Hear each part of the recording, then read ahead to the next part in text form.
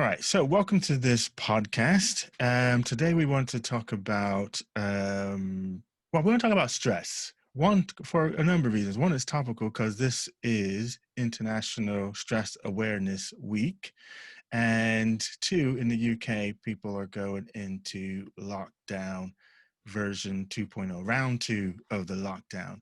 And typically when that happens, and what I've been noticing, I'm sure you too, Nicola, have been noticing, is that in the teams and the companies that you work with, the stress levels are going up. We're going back into lockdown again. What does this mean? The second wave is upon us, or being threatened is going to spike. You can see the numbers. We're looking at the numbers with my wife this morning, and if you look at March's time, and then where we are now, things are spiking again. So there's the stress of that, the stress or the threat of furlough, or being made redundant permanently. I've seen Sainsbury's is doing some restructuring, and then it is a number of things that can be putting people into a high stress position this week.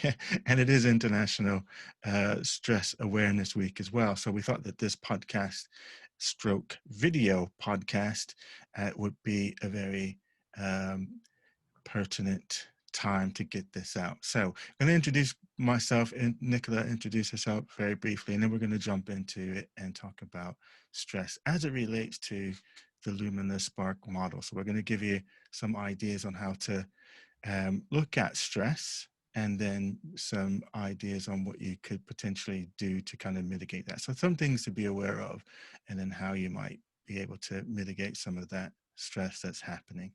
Does that sound about right? Did I miss anything, Nicola? Oh, it sounds good. That's all good. All right. So I'm Clay. I know if you're looking at this on one of my channels, you kind of have a sense of who I am. But if you haven't, I'm a leadership coach, a team. I was going to say a team guru, but I'm not a team guru, but I love working with teams in relationship to high performance, getting the best out of people, helping people with the motivations and this sort of inter-team dynamic. So learning to, and you use a great phrase this morning, Nicola, about best self, best team. And that's really what we're both about. But I'll let you explain what it is that you do. Thanks, Clay. So, hi everyone. I'm Nicola Jones, and I'm a learning and development specialist. I focus on designing learning, which is around the core skills we need for the 21st century, focusing on self-awareness and that developing into skills around the ability to innovate, create, and lead from an emerging future. This idea of how we cope with uncertainty, which is super pertinent, as Clay's already explained, particularly today, the day we go into lockdown. So I also help people share their intelligence, their expertise, by designing learning that they can propagate in their businesses as well. So, excuse me, learning focus and designing for people to learn and share together. Awesome. And I like that phrase, emerging future. Yeah. That's a pretty neat phrase. I like it. Okay, so let's just jump right into it, because we don't want to keep this, make it super long, and we're going to be super focused on the aspects of the Lumina model that we're going to cover. And if people have questions about the model as a whole, welcome to give myself or Nicola a shout in the comments, or email us or DM us in that aspect. So we're going to be looking at the Lumina Spark model, which is it's one of my favorite psychometric tools. And one of the reasons why I really love it is it has a combination of the Jungian psychology and the Big Five, and it gives you, from my experience, it gives you a much rounded view of an individual in terms of the uniqueness of it. So you're not forced into a particular box, but you're able to get a good snapshot of your overall rounded personality. So Lumina looks at 8 aspects and 24 qualities, and the mixture of that for each unique individual in that, which is what I really love about this particular model. And the thing that we want to talk about specifically within this model is that one of the things that Lumina does is it breaks has a component for the personas, 3 personas. And what we want to look at today is those 3 personas. So the 3 personas essentially are your underlying persona, And by all means, Nicola, please add some stuff to this. Underlying persona is probably your sort of hidden potential. It's kind of your natural you. And then there's the everyday persona. So this is how you want to be seen, and it's your the way that you present yourself to the world, and you do that in a sort of deliberate fashion. And then we have this overextended persona, which is where you go to in times of sort of stress, and when you're under pressure, under high pressure. And that's the one that we particularly want to talk about today. But did you want to add something to that at all, Nicola? I think I think the point here is about awareness. Mm. So understanding how you show up in each of those personas helps you to manage your behavior. So to get ready for this podcast today, because it's also video, I quickly put on some makeup and change my shirt and generally look presentable. This is my everyday persona. This is my working persona, and that is a modification of my underlying self. So that, the sartorial aspect, the clothes I put on, that's just a manifestation of it that we all do, to put on that presentable self. And then in overextension, I go somewhere else. I go somewhere different again. And being aware of what happens to my behavior is really, really helpful. It doesn't prevent it happening. You can't, you're not, this isn't about ultimate control. It's about awareness. And mitigation if need be, or actual focus and amplification if need be. I like it, the awareness piece. I'm going to attempt a piece of technological wonder here, and I'm going to share my iPad so that people can see what the model itself looks like. So if you bear with me a second, I will get that up. And then we can take a look at, so what I want to show folks now, one, just so they can get a sense of what the model looks like, and then also show you how that we can play with the personas within the model as well. So share Yeah, my, yep, go ahead. Claire, the nice thing about, you mentioned earlier, the nice thing about the Lumina model is that it's about taking a humanistic approach. So it's about understanding the complexity of our behavior and taking a kind of nuanced approach to that. So it doesn't put people in boxes. It allows people to see their behavior as part of a continuum, and something that's flexible and adaptable. And these are, obviously, those words flexibility and adaptability are key now to coping with this this predicament that we are in, globally, in dealing with the pandemic, and the impact it has on ourselves, our families, and our businesses. Awesome. And are you seeing the luminous splash now, are you? I am. Yeah, awesome, good. So that means that people watching this can see it as well. So, and on that note, and I'm not sure if I mentioned it in the beginning, that we will make this a podcast as well. So there's going to be an audio only version that'll go out podcast form. So if you're listening to this on the podcast, we'll include a link to the video version of this in the show notes so that you can see these wonderful visuals that we're putting up on the screen as well. Yeah. Okay, so what you're seeing here is the Lumina model, and I mentioned about the 8 aspects. So as you can read around that, you'll see the 8 aspects, and there's also 24 qualities, which you don't see on the screen right now. So what you're looking at in this image here is my individual splash. So you can see that I'm very high in inspiration driven, big picture thinking, and extroverted in terms of the 8 aspects, and then noticeably in terms of down to earth, and being discipline driven and Do you introverted. just want to scroll the screen up slightly? Can you do that? Yeah. Because we can't see discipline Oh, driven you right can't see there. that. Yeah, no, it doesn't scroll up, unfortunately. Oh, yeah, it Okay. does. There we go. Oh, Okay. Yeah, got so you it. can see that. Okay. Yeah, so you can see that. So But we've yeah. got discipline driven. Now that's interesting for somebody who's former US major, army major. Oh, the discipline driven bit. Yeah, a lot of people say that they couldn't imagine or picture me in the military. I haven't spent so much time, but hey, that's another story, another time. I'll tell you about that. Okay, so what the interesting thing about this, and we were talking about the personas, and we wanted to look at the particularly the overextended persona. But as I mentioned, there's the underlying persona, the everyday persona, and the overextended. So what you're seeing right now is all three.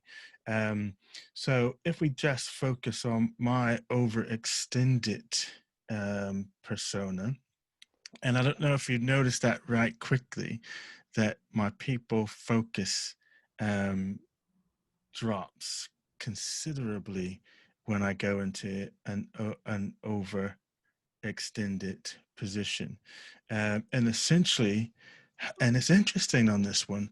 And I was chuckling to myself as I was getting prepared for this session today. Is that the fact that I'm so into people in a natural, underlying and every day, but when I get overextended, I tend to withdraw.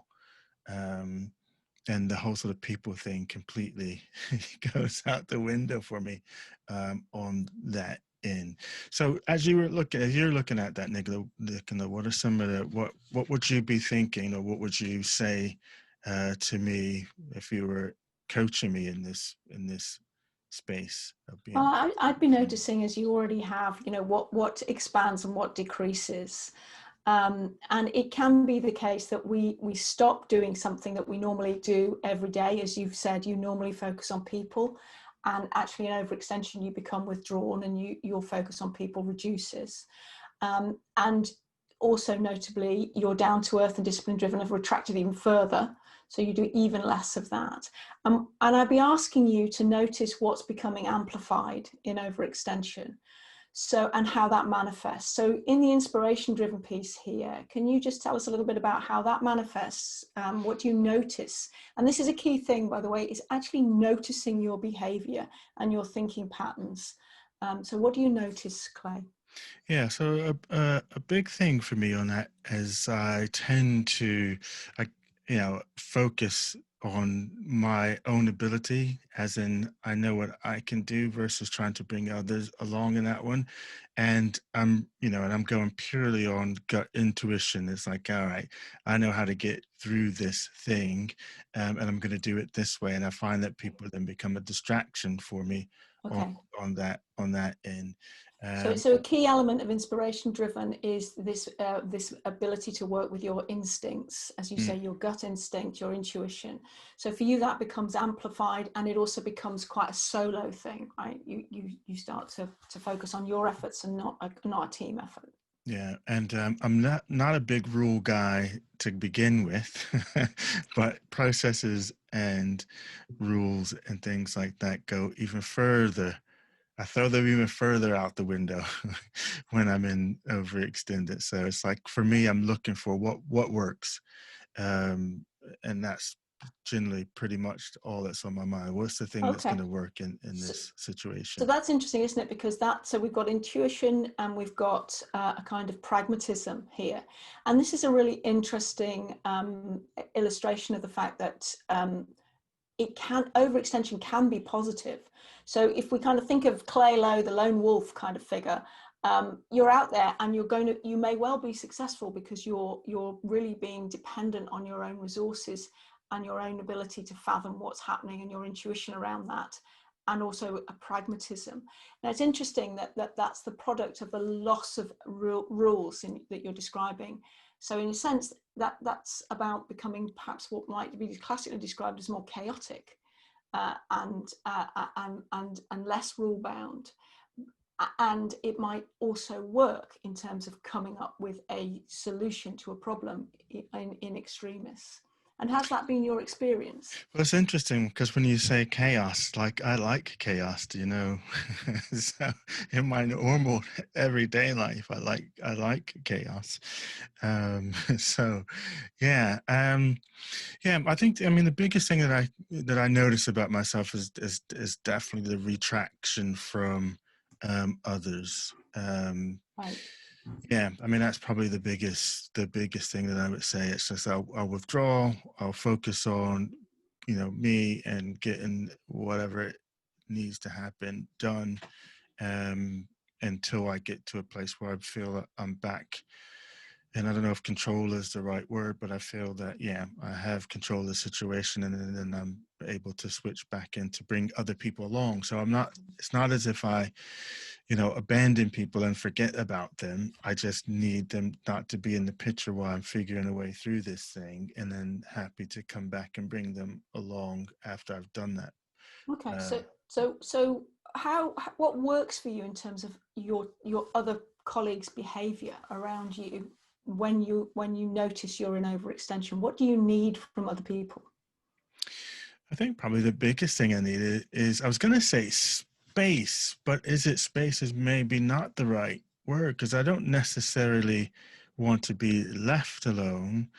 It's more, and maybe from people around me, it's just to maybe even just to call it out that I've disappeared, and Mm. to come back into the room, basically, because otherwise I'm just gone, and they may be noticing it, and they may need me to be in the room, but I'm gone already.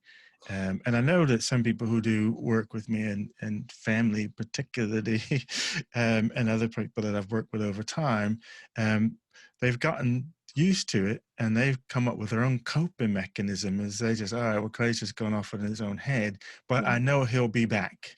And yeah. so they just Okay. leave me alone, and wait till I return. So if we just pull back and view that from a distance, we're looking at somebody who's pretty self-aware about that behaviour. And also, because your family have got used to it and your colleagues have got used to it, they have a sort of permission to deal with you in a certain way. So we've noticed what's going on, and we have permission from those around us to behave in that way, and a level of understanding. And that is what tends to evolve over time. The nice thing about working with Lumina is that we can become aware quite quickly, and start to have conversations about behaviour quite quickly. It's not a question of getting used to stuff over time. We can actually work with behaviour in quite a proactive way, and help teams to see how they behave in different phases of stress, or everyday or underlying behaviour. And that conversation, that language, is absolutely crucial to effective team working, especially now. And there's Yeah, a really big reason for that, Clay. We're doing it right now. We're talking online. So we don't have any of the in-person human contact, the kind of energy to read each other that we might normally have. And we have to be more explicit about this understanding and this language at this time, because otherwise we're just simply not going to have a way of thinking about behavior and understanding ourselves. yeah, I think that's a huge point, because while we're on a Zoom call, you can see me, provided I have my camera on. But then, as soon as the call is done, you can't see people in your team. You're there. Everyone is left to their own devices, in their own little space, and you don't get to see people's visible behavior. And it's harder to see the full of their behavior, get the full effect of the behavior on a Zoom call. So yeah, that's a big And I piece. think I'd observe also, and I'm really sure of this, that we cut each other a lot of slack in person. We have these kind of unconscious default behaviors that give each other, if your term space, understanding implicitly. And we have those codes of behavior and those understandings of each other. We may not even realize we do, but we walk into a meeting room, we see who we're working with, we think, I know how that person shows up, and we modify our behavior. And we do that because we're in their presence. And without that in-person behavioral modification, we really have to be much more articulate about what's going on for us. Yeah, no, outstanding. And I just reiterate what you said in relationship to using the Lumina model, is that it gives a visibility to, what's going on inside, so that one, you have a way of sharing yourself, your inner self, with others. And then we also, like you and I right now are looking at my um, portrait, have a way of understanding me visibly, and we can have a look at how I react to different situations in a visible sense. So it's a great Cool. tool for bringing people together, opening up that communications and the sort of team dynamic. And speaking of team dynamics, I'm going to switch over now to the team view. So that was an individual view. I want to bring up the team view, so that you can, if you're a leader of folks, in whatever capacity, whether that's at home or in the work situation or your charity or what have you, you can see how this affects a team. And you're seeing this, yep, Nicola, is that Yeah, on the screen? Yeah. yeah. So we've got a typical team here. You do. It's about 10 members there. Oh, you've got some big names in that team. Oh, do I? There's some big names in here. I didn't even look at the Albert names. Einstein, Okay. Pascal, Dorothy Hodgkin. Well, there you go. So I got some serious folks. So if they were a team, this is what they look like. It's interesting, and that big circle, the individual circles with the initials on represent the individuals, and that's their combined personas and where they sit right now. Yeah, the Yeah, big absolutely. circle is the overall position of the team. So this is a team that tends to introversion over extroversion, tends to be evidence based and pragmatic in its approach. But that is a very kind of a chunked up version of how they show up, because individually they've got very different behaviors. So this team would be an interesting, diverse team, and it's interesting to notice what's there and what's not there as a Okay. team. No, that's interesting. So I'm going to move it to the overextended. So do we want to pick a particular person to follow? And if you can then tell their story, that'd be Okay. great. Well, let's Whose see. story would Where you does like? EH go? EH is at the moment very big picture thinking, so thinking conceptually, thinking in patterns, thinking about what's possible, a visionary. So Yeah. let's watch EH and see where that person goes to when they go overextended. Whoosh, where's Whoa. they gone? Okay, now they've whooshed over to the people focused and tending to be much more introverted than they were in their they were in their combined personas. Yeah, I think one of the characteristics that come out here when you overextend in the people focus is that you become an extreme people pleaser and you stray away from sort of conflict and you want to just accommodate everyone to the detriment of something may be wrong, but you won't necessarily want to call it out because you want to please everybody that's in that sort of situation. Yeah, absolutely. So the interesting thing there to watch was how far that person moved. Now you'd Mm, have to know that person pretty well to recognize what's going on for them. And obviously what would be a huge bonus was if they were able to notice it for themselves in the yeah, first place and realize when it's happening, and then recognize where they are in that position. And then the holy grail is what that means for other people, and yeah. to have permission to have that conversation if need be. Now And I I've think seen this. sorry, Sorry, go ahead. no, just the other thing is to notice where the team position has gone. So that's gone from being quite down to earth and tending to be introverted. Overall, now this is a much noisier, more sociable, demonstrative team than it was when it was in its everyday. So you might literally notice that you go from a position of people working quite independently and quietly to being much more voluble, and having there just literally being more noise around the place when people are overextended. So that's an interesting thing to think about. Yeah, and I was just going to say that I've noticed in some teams that I work with when, again, if we see this aspect happen. So, what I get, and we were talking about Zoom calls, and the team managers will be on the team call, do the motivation thing. Everybody seems happy, and so they're quite shocked that to find that things aren't as they thought, as in everything is fine, because certain people don't feel comfortable challenging it because they feel everybody else on the team seems to be okay, so I'll just be quiet, and because they've withdrawn more, they're not forthcoming with the fact that they're not okay, and so they kind of just stew alone. And if you can imagine, in lockdown, they're stewing alone even more so than if in the office. If in the office you might see them, they'll be, they're more quiet than normal, and they're just sat at their desk. You'll be able to read the body language, but you're going to miss all of that in the sort of lockdown situation and doing everything sort of remotely. You'll miss that completely.